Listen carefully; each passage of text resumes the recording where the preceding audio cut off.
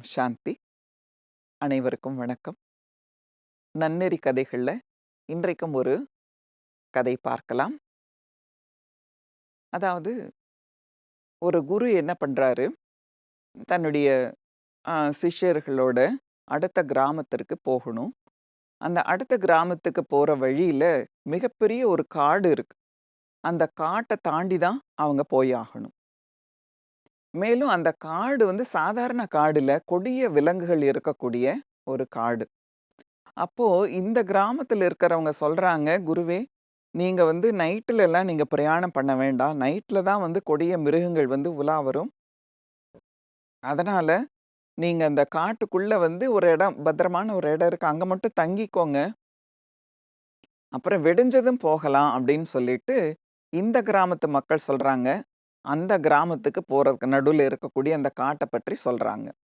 உடனே குருவும் சிஷ்யர்களோட என்ன பண்றாரு, சரி இருந்தாலும் நான் காலையிலேயே அந்த கிராமத்துக்கு போய் ஆகணும். அதனால நைட்ல அந்த காட்டுல நீங்க சொல்ற இடத்துல நான் பத்திரமா தங்கிக்கிறேன் அப்படின்னு சொல்லி, போய் என்ன பண்றாங்க, அதெல்லாம் கூடாரம் போட்டு தங்கிக்கிறாங்க.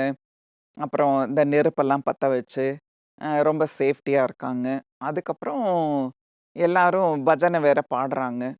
அ ந சொற்பொழிவு வேற குரு செய்றாரு. இந்த மாதிரி எல்லாம் அந்த சப்தம் இருக்கிறதுனால அந்த கொடிய விலங்குகளுடைய அது போடுற சத்தம் மட்டும் தான் கேட்குதே ஒழிய பக்கத்துல வரல. ஏன்னா நெருப்ப பார்த்துட்டு பக்கத்துல வரல.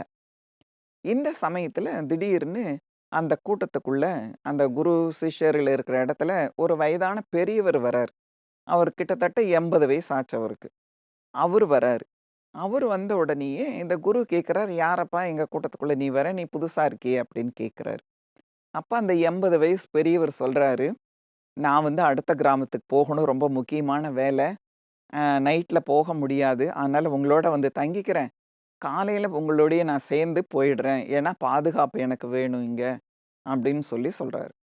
சொன்ன உடனே குருவும் என்ன பண்றாரு, ஓகே பரவால்ல. மனிதாபிமானம் இருக்கணும் இல்லையா? அதனால அவரு என்ன சொல்றாரு, "சரிப்பா நீங்களும் எங்களோடயே தங்கிக்கோங்க." அப்படின்னு தங்க வச்சுர்றாரு. ஆனா, குரு என்ன பண்றாரு, "நீ அந்த கூடாரத்துக்குள்ள போய் படுத்து தூங்கு. நாங்கலாம் இங்க பஜனை பண்ணணும்." அப்படின்னு சொல்லிட்டு பஜனை பண்ண ஆரம்பிக்கிறாங்க. பெரிய சத்தம் போட்டு பஜனை. அப்பதானே மிருகங்கள் வராது அப்படின்னு. ஆனா, இந்த பஜனைய கேட்டா அந்த 80 வயசு பெரியவர் வந்தாருல்ல புதுசா, அவரு வந்து கடவுள் இல்லை குரூப். அவருக்கு கடவுளை ஏத்துக்க மாட்டாரு. கடவுள் இல்லைன்னு சொல்றவர் அவரு. நாஸ்திகர்ன்னு வச்சுக்கலாமே. அவருக்கு வந்து இந்த பஜனை கேட்கவே புடிக்கல. அவர் தூங்கலான்னு பார்க்குறாரு, தூங்கவே முடியல. பொறுத்து பொறுத்து பார்க்குறாரு. பொறுத்து பொறுத்து பார்த்துட்டு வெளியில வந்து சத்தம் போடுறாரு அந்த குருவே. "கொஞ்சமாவது பாட்ட நிறுத்துறீங்களா? எதுக்கு இந்த மாதிரி இல்லாத ஒருத்தன நெனச்சு நீங்கலாம் வந்து இப்படி பூஜை பண்றீங்க, பாடுறீங்க. கடவுள் என்றவர் ஒருத்தர் இல்லவே இல்ல. இந்த உலகத்துல அவர் கிடையவே கிடையாது. நீங்க வந்து இப்படியெல்லாம் வந்து வேஸ்ட் பண்ணிட்டு இருக்கீங்க உங்க லைஃப. பேசாம அவங்கவங்க வேலைய போய் பாருங்க. இப்படி கடவுள கும்பிடுறதுனால உங்களுக்கு என்ன லாபம் கிடைக்க போகுது? கடவுள பஜனை பண்றதுனால உங்களுக்கு என்ன லாபம் கிடைக்க போகுது? எல்லாம் சோம்பேறி கூட்டங்க நீங்க." அப்படின்னு திட்ட ஆரம்பிச்சுடுறாரு. ஏங்க அங்க இடம் குடுத்தது யாரு? அந்த குரு. அந்த குரு தான் போனா போகுது. இங்க வந்து தங்கிக்கோ. உனக்கு ஆபத்து இல்லாம நாங்க பாதுகாப்பு குடுக்குறோம்ன்னு சொல்லிட்டு தங்க வச்சா, அந்த பெரியவர் என்ன பண்றாரு? அந்த நன்றி இல்லாம இவங்கள திட்ட ஆரம்பிச்சுடுறாரு. அப்ப குருவுக்கு என்ன வரும்? கோவம் வருமா? வராதா? உடனே அவரு என்ன பண்றாரு? "இத பாரு, நாங்க தான் உங்கள தங்க வச்சோம். தங்க வச்ச எங்க மேல நன்றி இல்லாம எங்களையே திட்டுற. என்ன திட்டினாலும் பரவால்ல. நாங்க நம்புற கடவுள போய் இவ்வளவு கேவலமா திட்டுறியே! உனக்கு கொஞ்சமாவது நன்றி இருக்கா? நீ கண்டிப்பா இங்க இருக்கக்கூடாது. நீ கெளம்பு." இப்ப என்ன ஆச்சு அப்டின்னா, திரும்பி பழைய கிராமத்துக்கும் முடியாது. நாம போகக்கூடிய அந்த புது கிராமத்துக்கும் போக முடியாம, 2 பக்கம் மாட்டிக்கிட்டாரு அந்த 80 வயசு பெரியவரு.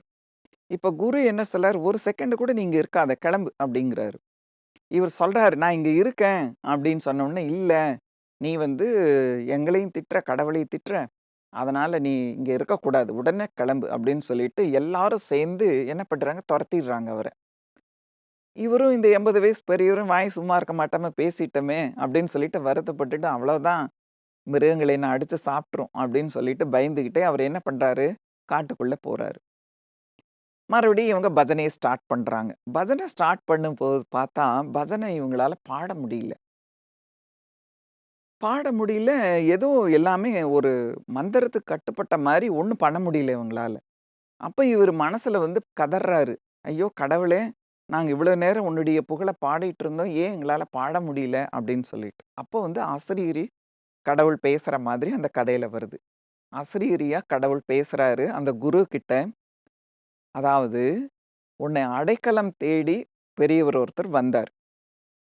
அவர ஏன் நீ தொரத்தின?" அப்படின்னு கேட்கிறாரு. அப்ப குரு சொல்றாரு, "ஆ கடவுளே, அவரு என்ன திட்டினாலும் பரவால்ல. உங்கள ரொம்ப கேவலமா திட்டினாங்க. நீ இல்லவே இல்லேன்னு வேற அவர் சொல்றாரு. அதனால எனக்கு தாங்கவே முடியல, பொறுக்கவே முடியல. அதனால தான் நான் தொரத்தி விட்டுட்டேன்." அப்படின்னு சொல்றாப்படி. அப்ப கடவுள் சொல்றாரு, அதாவது குருவ பார்த்து சொல்றாரு, "குழந்தாய், அதாவது நீ என்ன நம்புற? நீ என் மேல பக்தி வச்சிருக்க அப்படின்னு சொன்னா, என்னுடைய குணங்கள் உன்கிட்ட இருக்கணும். அதாவது பொறுமை, சகிப்புத்தன்மை எல்லாமே இருக்கணும். அந்த கடவுள் இல்லைன்னு சொல்லிட்டு போறவனும் என்னோட குழந்தை தான். அவன் என்ன ஏத்துக்கிறானோ இல்லையோ, ஆனா அவனுக்கு நான் தான் அப்பா. நான் தான் அவனுக்கு கடவுள் எல்லாமே. அப்படி இருக்கும்போது, நீ ஒரு பொறுமையும், சகிப்புத்தன்மையும் இல்லாம, நீ அவன தொரத்தி விட்டது ரொம்ப ரொம்ப தவறு. இவ்வளவு நாள் நீ பண்ணின பூஜையினுடைய பலனே போயிடுச்சே!" அப்படின்னு சொல்லிட்டு கடவுளுடைய ஆசிரியர கேட்குது. அப்ப குருவுக்கு வந்து பயந்துர்றாரு. "இல்ல கடவுளே, நான் வந்து உங்கள திட்டினதுனால தான்." உடனே யார் மேல சாக்கு சொல்றாரு இந்த குரு? "என்ன திட்டினாலும் பரவால்ல. உங்கள திட்டினதுனால தான் நான் தொரத்தி விட்டேன்னு" கடவுள் மேல பழிய போடுறேன் பார்க்குறாரு. அப்ப கடவுள் சொல்றாரு, "நீ வந்து இன்னைக்கு ஒரு நாள் தான் நீ திட்ட கேட்டுருக்க. அவன் 80 வருஷமா என்ன திட்டிக்கிட்டு இருக்கிறான். கிட்டத்தட்ட 75 வருஷமாக நான் இல்ல அப்படின்னு சொல்லிட்டு, என்ன கேவலமா திட்டியிருக்கான். அவனுக்கு நான் எதுவுமே வந்து கெடுதல் பண்ணலையே! எதுவுமே நான் செய்யலையே! அந்த பொறுமையோட தானே நான் இருந்தேன். அப்ப என்னுடைய குழந்தையாகிய நீயும் என்ன பண்ணணும்? என்னைப் போலத்தானே இருக்கணும். என்னை எதுக்கு வழிபட்ட? எதுக்காக? என்ன புகழ மட்டும் தானா? இல்ல என்னுடைய குணங்களுக்காகவா? நீ வாழ்க்கை வந்து வாழ்றேன்னா, என்னுடைய குணங்களும் உனக்கு வரணும்னு தானே அந்த வாழ்க்கைய வாழ்ற. அப்போ ஒரு நாளே உனக்கு திட்டு கேட்க முடியல. நான் 80 வருஷமா கிட்டத்தட்ட 75 வருஷமா திட்ட கேட்டுட்டு இருக்கேன். எனக்கு ஒண்ணும் அந்த மாரி எல்லாம் கோபம் வரலையே! அதனால நீ என்ன வழிபடுற, உண்மையாவே என்ன வழிபடுற, உண்மையாவே என்ன நினைக்கிறேன்னா, நீ மறுபடியும் நீ அவன போய் திருப்பி கூட்டிட்டு வந்து அவன பாதுகாப்பா வை. அவனையும் அன்பு செலுத்து. அவனுடைய திட்டையும் நீ சகிச்சுக்கோ. பொறுமையா இரு. பொறுமையும், சகிப்புத்தன்மையும் தான் கடவுளுடைய குணங்கள். என்ன புகழ்ந்து மட்டும் பாடி பிரயோஜனம் இல்ல. என்னுடைய குணங்களும் உன்கிட்ட வந்தா தான் நான் உன்னை ஏத்துக்குவேன். அப்படின்னு சொல்லிட்டு இறைவன் அசரீரி வாக்கு மூலம் சொல்றாராம்.